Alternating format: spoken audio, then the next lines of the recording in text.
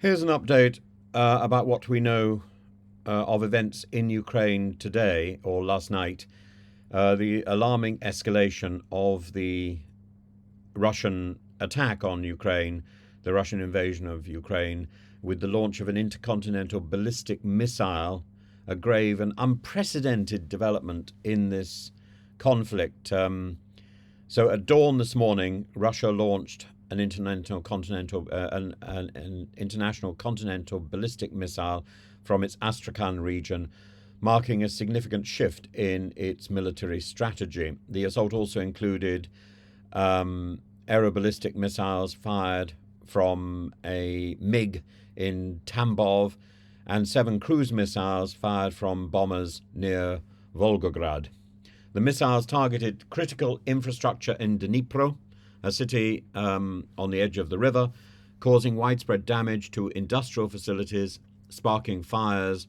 Emergency power outages swept through Kyiv, Odessa, Sumy, and Donetsk to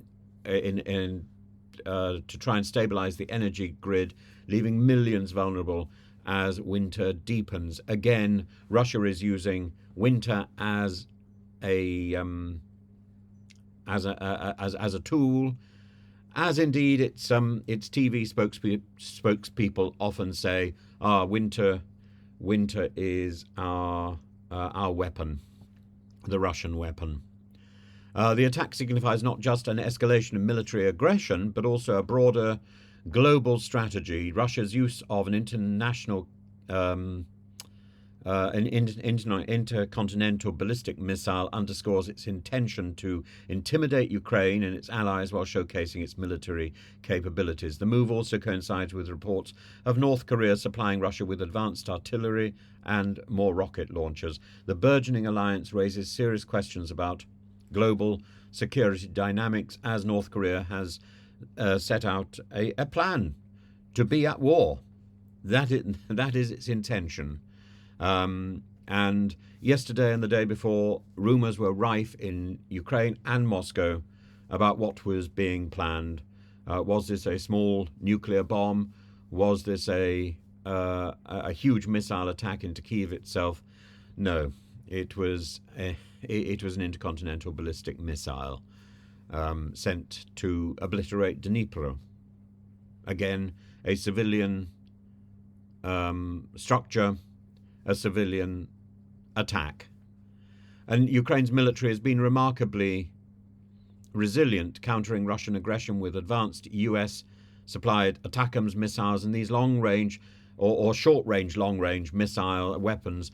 They're not really long-range weapons. They've got a limited range. A long-range weapon would be a weapon that could reach from Ukraine to Moscow. And I believe Ukraine is developing these things on its own, ballistic missiles. And these short-range, long-range missiles struck a Russian ammunition depot in Bryansk. According to Russian media, there was most of the missiles were shot down, and one slightly caused a fire. According to local reports, there was an enormous ball of flame and a serious problem.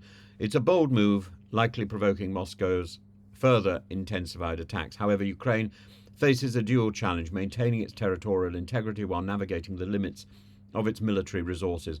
And President Zelensky has made recent remarks to Fox News to highlight this dilemma, while reaffirming that Ukraine cannot legally recognize any occupied territories as Russian, including Crimea. He's acknowledged the limitations of military force in reclaiming such areas. Diplomacy, he suggests, may be the only viable path for Crimea's return. We can't afford to lose so many people in Crimea. The US and its allies remain critical to Ukraine's resistance. The Biden administration's proposal to forgive $4.65 billion of Ukraine's $6 billion loan exemplifies the West's commitment, but it is not without controversy. Republican opposition, led by figures like Senator Rand Paul, underscores a growing divide in US foreign policy as Donald Trump's inauguration looms. The escalation has sparked fear of a larger confrontation. Reports of a potential RS-26 Rubezh ballistic missile test signals Russia's willingness to push boundaries, amplifying concerns of global instability. The US Embassy in Kyiv's preemptive warning to American citizens and its closure underscores the heightened risk. The conflict is no longer contained in Ukraine. The Kremlin's alignment with North Korea, its deepening isolation from the West, and the strain on global energy and food security are reshaping international relationships. Meanwhile, Ukraine, resilient but battered, walks a fine line between military defense and diplomatic overtures, and the intercontinental ballistic missile attack on Ukraine. It's not just an act of aggression, it's a statement of intent. It underscores Russia's commitment to escalating the conflict and challenges the international community to respond decisively. For Ukraine, the road ahead is going to be perilous. A harsh winter, requiring continued support from allies, strategic diplomacy, and most importantly, unwavering resilience. I hope that diplomacy can prevail, and I hope that the rumours I hear about Russia's ultimate plan, which is to effectively give in, to arrange a ceasefire, to hold a magnificent funeral for President Putin, and to then effectively capitulate and recognize that this was Putin's folly. I hope those rumors are correct. And what more can one say except for record the events as they occur and wring one's hands in despair.